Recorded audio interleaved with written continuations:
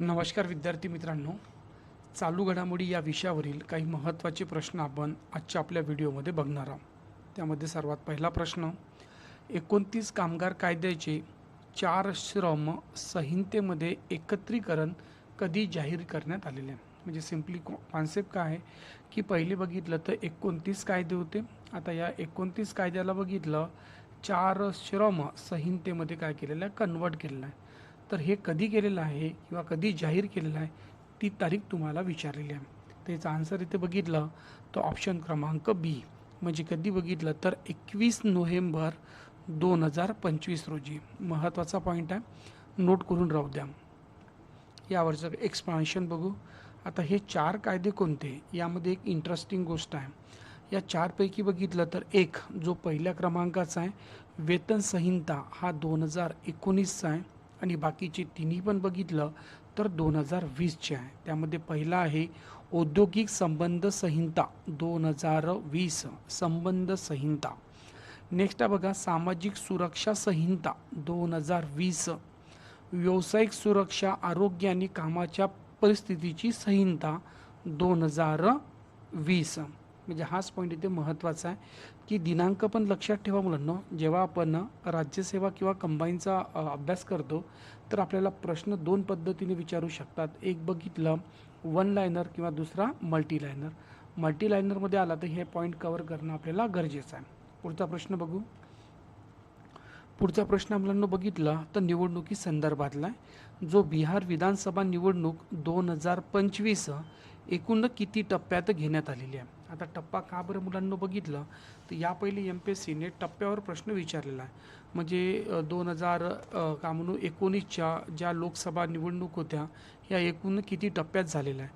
त्याच्यामुळे आपल्याला परीक्षेमध्ये आपण जेव्हा निवडणुकीच्या संदर्भातल्या न्यूज बघतो त्यावेळेला आपल्याला टप्पा हा आपल्याला महत्त्वाचा असतो. त्याचा आन्सर आहे बघितलं मुलांना तो ऑप्शन क्रमांक डी, म्हणजे एकूण 2 टप्प्यामध्ये झालेले आहे. मग आता या 2 टप्पा आहे त्याच्या दिनांकसुद्धा आपल्याला माहिती पाहिजे. तर पुढच्या स्लाईडवर आपण बघू. बघितलं तर मुलांना जो पहिला टप्पा आहे हा बघितलं तर 6 नोव्हेंबर 2025 रोजी.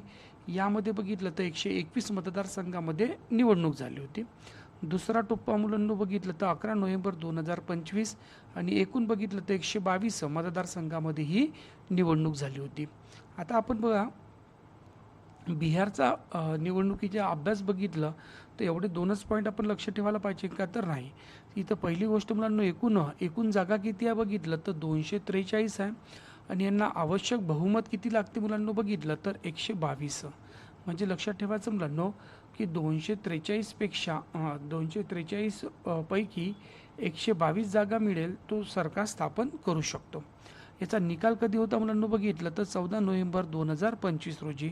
हा पण पॉईंट लक्षात ठेवा. एकूण मतदार किती मुलांना 7.4 कोटी. आणि मतदान किती झालं एकूण बघितलं तर हे 67.13%. हा पण पॉईंट इथे लक्षात ठेवा. आणि विजय कोणाचा झाला मुलांना तर JDU, म्हणजे हे नितीश कुमार यांची पार्टी आहे. हा पण पॉईंट मुलांना परीक्षेच्या दृष्टिकोनातून महत्त्वाचा आहे. पुढचा बघू. पुढचा पॉईंट आहे मुलांना बघा, नितीश कुमार यांनी बिहारच्या मुख्यमंत्रीपदाची 10व्यांदा शपथ कधी घेतली? आता इथून हा पण एक MCQ महत्त्वाचा मुलांना. नितीश कुमार यांनी बघितलं तर बिहारचे मुख्यमंत्री म्हणून कितव्यांदा शपथ घेतली? तर उत्तर असणार बघितलं तर 10व्यांदा. आणि आता बघितलं तर शपथ कोणत्या तारखेला घेतली हा आपल्याला प्रश्न विचारायला आहे. याचं उत्तर इथे बघितलं तो ऑप्शन क्रमांक सी. किती बघितलं तर मुलांना 20 नोव्हेंबर 2025 रोजी त्यांनी 10व्यांदा ही मुख्यमंत्रीपदाची शपथ घेतलेली आहे. हा पॉईंट लक्ष ठेवा. पुढे बघा. आता इथे बघा मुलांनो 10व्यांदा त्यांनी शपथ घेतलेली, हा तर एक पॉईंट महत्त्वाचा आहे. आणि ते बिहारचे मुलांना आत्तापर्यंतचे कितवे तर 22वे मुख्यमंत्री आहे. हा पॉईंट लक्षात ठेवा. आता 22वे मुख्यमंत्री मुलांना बिहारचे 10 वेळा त्यांनी मुख्यमंत्रीपद भूषवलेलं आहे. म्हणजे ऑब्व्हियसली मुलांना ते नितीश कुमार बिहारचे सर्वाधिक काळ मुख्यमंत्री राहणारे नेतेसुद्धा आहे. आणखी महत्त्वाची गोष्ट मुलांना, मुख्यमंत्र्याला शपथ कोण देते मुलांना तर राज्यपाल. तर त्या राज्यपालाचं नावसुद्धा लक्षात ठेवा मुलांना, हे आसिफ मोहम्मद खान. बरोबर आहे. या 2 ते 3 गोष्टी लक्षात ठेवा, म्हणजे कोणता पण प्रश्न आला तर तुमचं चुकणार नाही. पुढे बघा. पुढे बघा मुलांनो, नगर परिषद निवडणुकीच्या निकालासंबंधी योग्य जोडी ओळखा. आपल्या महाराष्ट्रामध्ये मुलांना बघितलं तर आता नगर परिषदेच्या निवडणूक झाल्या, तर या निवडणुकीचा बघितलं तर निकाल कोणत्या दिवशी लागला हा तुम्हाला इथे प्रश्न विचारलेला आहे. त्याचा आन्सर मुलांना बघितलं तर ऑप्शन क्रमांक बघितलं तर ऑप्शन क्रमांक 1, याचा आन्सर आहे बघितलं तर 21 डिसेंबर 2025 रोजी. म्हणजे या नगर परिषदेचा निकाल कधी लागला तर 21 डिसेंबर 2025 रोजी. मग आता ही एवढीच गोष्ट आपण लक्ष ठेवायला पाहिजे का, तर नाही, काही महत्त्वाचे पॉईंट आहे त्याकडे लक्ष द्या. त्यामध्ये बघा मुलांनो, पहिले सुरुवातीला समजून घेऊ की या महाराष्ट्रामध्ये बघितलं मुलांनो, नगर परिषद आणि नगरपंचायती याची एकूण संख्या किती आहे तर 288. त्यामध्ये नगर परिषद मुलांनो 246 आणि नगरपंचायती बघितलं तर 42. हा पॉईंट लक्ष द्यायचा. आता बघा, नगर परिषद आणि नगरपंचायतीच्या निवडणुका एकूण 2 टप्प्यात झाला. पहिला टप्पा मुलांनो 2 डिसेंबर 2025 रोजी. त्यामध्ये एकूण मतदान बघितलं तर 67.3%. हा पॉईंट महत्त्वाचा आहे. दुसरा मुलांनो टप्पा हा 20 डिसेंबर 2025 रोजी. यामध्ये मतदान बघितलं तर 47.04%. याचा निकाल कधी लागला तर 21 डिसेंबर 2025 रोजी. म्हणजे बघा मुलांनो, ह्या निवडणुकीच्या संदर्भामध्ये आपल्याला प्रश्न बघितलं तर अशाच माहितीवर आधारित आपल्याला परीक्षेमध्ये प्रश्न विचारतात. तर हे पॉईंट थोडंसं लक्ष ठेवा.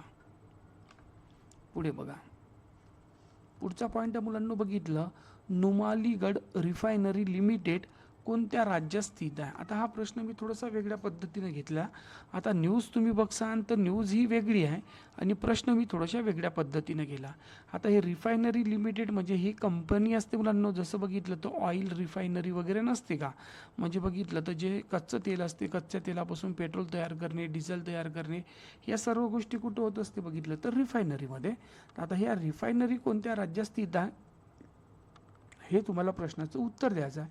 त्याचं उत्तर आहे बघितलं तो ऑप्शन क्रमांक बी. कुठे मुलांना बघितलं तर आसाम राज्यामध्ये ही काय म्हणतो बघितलं तर कंपनी तिथे स्थित आहे. आता आपण बघू माहिती परीक्षेच्या दृष्टिकोनातून, त्यामध्ये लक्ष द्या. आसाममधली ही मुलांना जे बघितलं तो नुमालीगड रिफायनरी लिमिटेड याला केंद्र सरकारने नवरत्न कंपनीचा दर्जा दिलेला आहे. ज्या पण वेळेस मुलांना भारतातील कंपनीला नवरत्न, मिनीरत्न अशा पद्धतीचं मुलांना बघितलं आपल्याला दर्जा दिलेला असेल तर त्यावेळेस आपल्याला परीक्षेमध्ये प्रश्न विचारतात. आता ही भारतातली मुलांना एकूण 27वी केंद्रीय काय म्हणतो बघितलं तर सार्वजनिक क्षेत्रातील कंपनी आहे. हा पॉईंट महत्त्वाचा आहे मुलांना. आणि यापूर्वी या कंपनीला मुलांना मिनीरत्न या कंपनीचा दर्जा होता. हे 2 पॉईंट इथे मुलांना परीक्षेच्या दृष्टिकोनातून महत्त्वाचे आहे. ओके, पुढे बघा.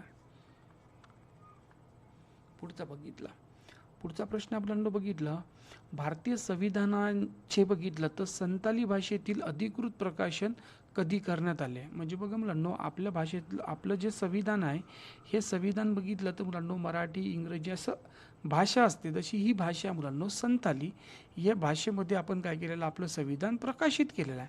तर तुम्हाला विचारायला मुलांनो हे प्रकाशनाची डेट कोणची आहे. त्याचा आन्सर आहे ते मुलांनो बघितलं ऑप्शन क्रमांक सी, 25 डिसेंबर 2025. लक्ष राहण्यासाठी सोपं पडते मुलांनो, 25-25. ओके, थोडीशी माहिती लक्ष द्यायचं. याचं जे प्रकाशन आहे मुलांनो बघितलं तर 25 डिसेंबर 2025 हे कोणी केलेलं आहे तर आपल्या देशाच्या राष्ट्रपतींनी. कोणत्या ठिकाणी मुलांनो, नवी दिल्ली येथील राष्ट्रीय भवनामध्ये. आता इथून बाकीचा जो पॉईंट आहे तो महत्त्वाचा आहे. आता या संविधानाची आवृत्ती मुलांनो ओलचिकी या लिपीमध्ये लिहिली गेलेली आहे. म्हणजे कोणती लिपी आहे बघितलं तर हे ओलचिकी या लिपीमध्ये हे लिहिल्या गेलेली आहे. आणि या वर्षी बघितलं तर ओलचिकी या शब्दाची बघितलं तर मुलांनो 100 वर्ष पूर्ण झालेले आहे. किती वर्ष पूर्ण झालेले आहे? 100 वर्ष. हा पॉईंट इथे महत्त्वाचा आहे. त्यानंतर 2003 मध्ये बघितलं तर 92व्या घटना दुरुस्तीनुसार संथाली भाषेचा संविधानाच्या 8व्या अनुसूचीमध्ये समाविष्ट करण्यात आलेला आहे. आता हा जो पॉईंट आहे हा आपल्याला पूर्वपरीक्षेमधील चालू घडामोडी त्याचबरोबर पूर्वपरीक्षेमधील भारतीय राज्यघटना यासाठी सुद्धा आपल्याला महत्त्वाचा 8व्या अनुसूची त्याचबरोबर घटना दुरुस्ती. आता हे झाले मुलांना याचे एक्स्ट्रा पॉईंट. पुढे बघा, जसं बघा पेसा प्रादेशिक परिषद कोणत्या राज्यात पार पडली. म्हणजे मुलांनो पेसाबद्दल बघितलं तर बऱ्याचशा विद्यार्थ्यांना माहिती पण नाही आहे, बरोबर. आता बघितलं तर मुलांनो काही दिवसा पहिले जे TCS IBPSनी परीक्षा घेतली त्यावेळेस पेसाचे वेगळे पद होते मुलांनो. पेसा हे एक रिझर्वेशन असते मुलांनो, समोर आपण बघून घेऊ. आता आपल्याला विचारलं मुलांनो हे परिषद कुठे झालेली आहे, त्याचं उत्तर येते मुलांनो ऑप्शन क्रमांक बी, म्हणजे कुठे झाली मुलांनो, आंध्र प्रदेश या राज्यामध्ये मुलांनो या प्रादेशिक परिषदे आयोजित करण्यात आली होती. थोडंसं समजून घेऊ. आता बघा मुलांनो इथे बघा मी राज्य घेतलं पण आपल्याला तो ठिकाणसुद्धा लक्षात ठेवायचा. शहर विशाखापट्टणम येथे मुलांनो ही झालेली आहे. हिचा कालावधी आहे बघितलं तर 23 डिसेंबर 2025 रोजी. आता याचा उद्देश का बघा, राज्यघटनेच्या 5व्या अनुसूचित क्षेत्रामध्ये त्याला म्हणतो पेसा कायद्याची अंमलबजावणी अधिक बळकट करणे आणि पेसा कायदा 1996 मध्ये हा पेसा कायदा करण्यात आला होता आणि त्याच्यासाठी बघितलं तर ही परिषद घेण्यात आलेली आहे. यामध्ये लक्ष देसान याचं पूर्ण नाव काय बघितलं तर फुल फॉर्म लक्ष देसान the provision of the panchayat act 1996. हा पण पॉईंट इथे लक्षात ठेवा मुलांनो. याची अंमलबजावणी 24 डिसेंबर 1996 रोजी आणि या पेसाची मुलांनो शिफारस कोणत्या समितीने केली होती तर भुरिया समितीने. याचा उद्देश काय आहे, 73व्या घटना दुरुस्ती मुलांनो पंचायत राज तरतुदीमध्ये काही बदल करून ते अनुसूचित क्षेत्रांना म्हणजे कलम क्रमांक 44(1) लागू करणे. आणि हा जो पेसा मुलांनो एकूण किती राज्यामध्ये आहे तर 10. एवढे सर्व पॉईंट आपल्याला परीक्षेच्या दृष्टिकोनातून महत्त्वाचे आहे. फक्त पूर्वपरीक्षेसोबतच नाही तर आपल्याला बघितलं तर पूर्वपरीक्षेमधील GS सब्जेक्ट या पॉईंट ऑफ व्ह्यूने सुद्धा महत्त्वाचे आहे. पुढे लक्ष देसान पुढचा पॉईंट बघा, सबका बीमा सबकी रक्षा विधेयक 2025 लोकसभेमध्ये कधी मंजूर केले. आता बघा मुलांनो सबका बीमा सबकी रक्षा हे विधेयक आपल्या लोकसभेमध्ये कधी मंजूर झालेलं आहे, मंजूरची दिनांक विचारलेली आहे. याचं उत्तर आहे मुलांनो 26 डिसेंबर 2025 रोजी. हा पण पॉईंट इथे लक्षात ठेवा म्हणजे प्रश्न चुकणार नाही. पहिले लक्ष देऊ हा जो विधेयक आहे त्याकडं. हा बघा सबका बीमा सबकी रक्षा विधेयक 2025 यामध्ये मुलांना बघितलं तर जे थेट परकीय गुंतवणूक आहे हे 100% करण्यात आलेली आहे. म्हणजे याला म्हणतो आपण FDIची लिमिट किती आहे मुलांना तर 100% आहे. आणि हे बघितलं तर लोकसभेने 16 डिसेंबर 2025 रोजी याला मंजुरी देण्यात आलेली आहे. हा पण पॉईंट लक्ष ठेवा. आणि राज्यसभेमध्ये मुलांना बघितलं तर 17 डिसेंबर 2025 रोजी. हा दोन्ही पण पॉईंट आपल्याला महत्त्वाचा आहे.